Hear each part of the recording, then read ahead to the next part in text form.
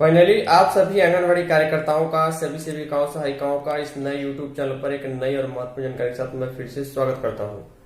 जी हां, आप सभी को अच्छे तरीके से मालूम है कि आंगनबाड़ी केंद्र में 3 से 6 वर्ष के बच्चे जो है सबसे अंतिम लाभार्थी होते हैं, सबसे अंतिम बेनिफिशियरी होते हैं। 6 वर्ष के बाद ही जो है बच्चों का एडमिशन सरकारी विद्यालय में करने का नियम है और कक्षा 1 में जो है सरकारी विद्यालय में बच्चे जाते हैं अगर आंगनबाड़ी केंद्र में 6 वर्ष तक वो पढ़ाई किए हुए हैं तो।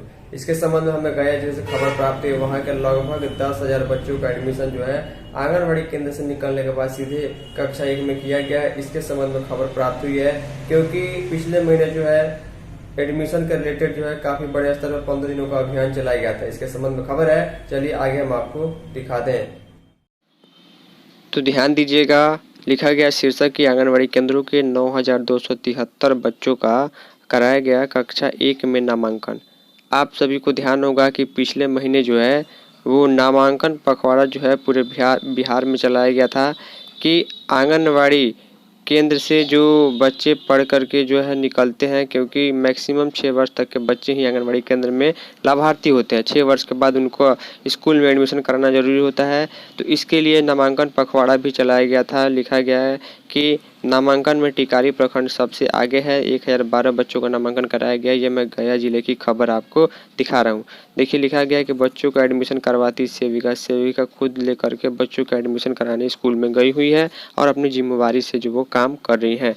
लिखा गया वित्तीय वर्ष 2025-26 के अंतर्गत गया जिले में चलाए जा रहे विशेष नामांकन के तहत कक्षा 1 में कुल 18,116 बच्चों का नामांकन कराया गया है, जिसमें प्रवेशोत्सव अभियान के तहत 12,000 नामांकन हुए हैं। इनमें 9,273 बच्चे आंगनबाड़ी केंद्रों के हैं, यानी ग्रेड 1 के हैं।